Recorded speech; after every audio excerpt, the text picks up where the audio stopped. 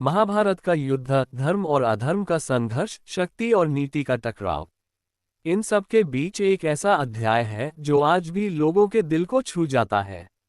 यह अध्याय है दुर्योधन और कर्ण की दोस्ती का।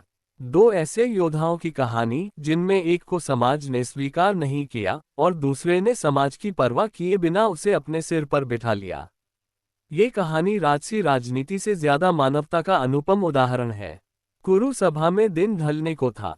धूप खिड़कियों से छनकर फर्श पर सोने की रेखाएं बना रही थी और सामने पांडव और कौरव अपने अपने महायुद्ध प्रदर्शन की तैयारी कर रहे थे। गुरु द्रोणाचार्य ने सोचा था कि ये दिन इतिहास में दर्ज होगा, क्योंकि आज अर्जुन, दुर्योधन, भीम और अन्य योद्धा अपनी अपनी कला दिखाने वाले थे। पर जिसे पता नहीं था वो ये कि आज इतिहास में सिर्फ अर्जुन का कौशल नहीं, बल्कि एक दोस्ती की शुरुआत भी दर्ज होने वाली थी।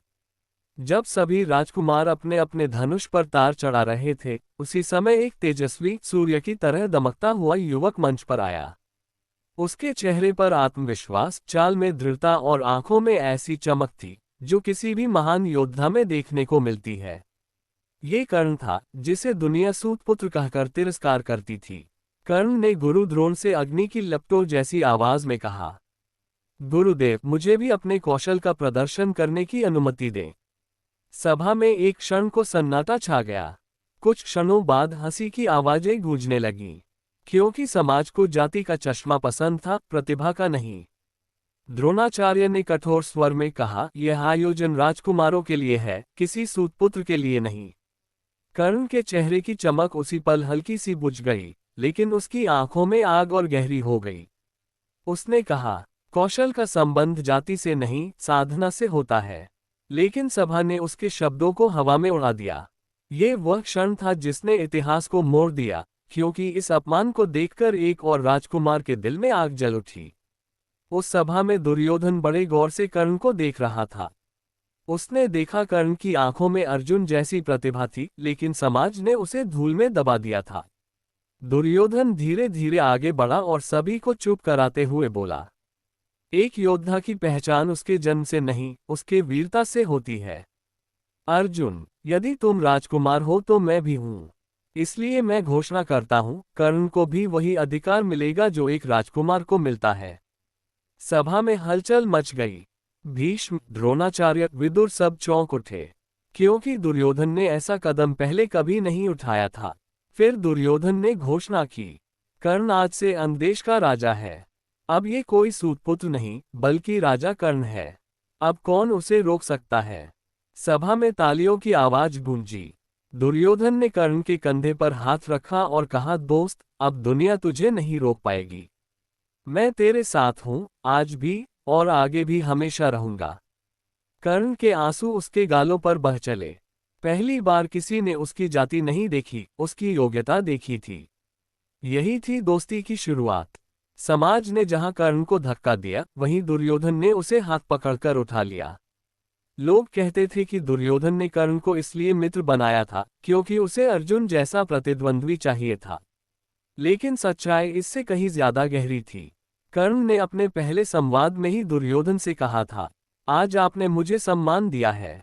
मैं अपना जीवन, अपनी निष्ठा, अपना कौशल सब आपकी सेवा में अर्पित करता हूँ। दुर्योधन मुस्कुराया और बोला, मुझे तेरी सेवा नहीं चाहिए कर्ण, मुझे तेरी दोस्ती चाहिए। एक ऐसी दोस्ती जो मृत्यु के बाद भी कायम रहे। कर्ण ने सिर उठाया। आज पहली बार उसे लगा कि वह भी किसी के लिए महत्वपूर्ण है। कर्ण में एक गुण ऐसा था जो उसे देवताओं की श्रेणी में ले जाता था, वह था दान। वह कभी किसी को खाली हाथ नहीं लौटाता था। एक बार की बात है, हस्तिनापुर के महल में एक गरीब ब्राह्मण आया। वह कर्ण की प्रशंसा सुनकर आया था और बोला, राजन, मुझे सोना चाहिए। मैंने सुना है आप किसी को खाली हाथ नहीं लौटाते। कर्ण उस दिन अपनी तलवार भी उतार चुका था। उसने चारों ओर देखा, कुछ भी सोने का नहीं था। फिर उसने अपने शरीर पर पहनी कुंडल और कवच की ओर देखा, जो उसे जन्म से मिले थे, दिव्य वरदान जैसे। उसने बिना झिझके उन्हें उतारकर ब्राह्मण को दे दिया। दासों ने यह बात दुर्योधन को बताई।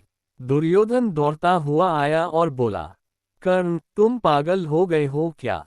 ये कवच कुंडल तुम्हारी जान बचाते हैं। कर्ण मुस्कुराया, दोस्त, मैं दानवीर हूँ। अगर मैं किसी जरूरतमंद की मदद न करूं तो मेरा अस्तित्व किस काम का।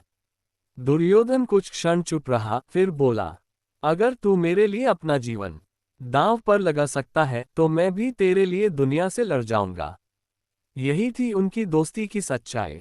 एक दिन जब कर्ण नदी के किनारे सूर्यदेव का ध्यान कर रहा था, उसके सामने कुंती प्रकट हुई। उन्होंने कांपती आवाज में कहा, कर्ण, मैं ही तेरी मां हूं। तू पांडवों का बड़ा भाई है। कर्ण स्तब्ध रह गया। जिसे उसने जीवन भर मां कहा, राधा, वह उसकी जननी नहीं थी। उसके सामने अचानक दुनिया बदल गई। कुंती ने उससे विनती की, युद्ध मत कर बेटा, अपने भाइयों का साथ दे। भीम, अर्जुन, नकुल, सहदेव सब तेरे ही तो भाई हैं।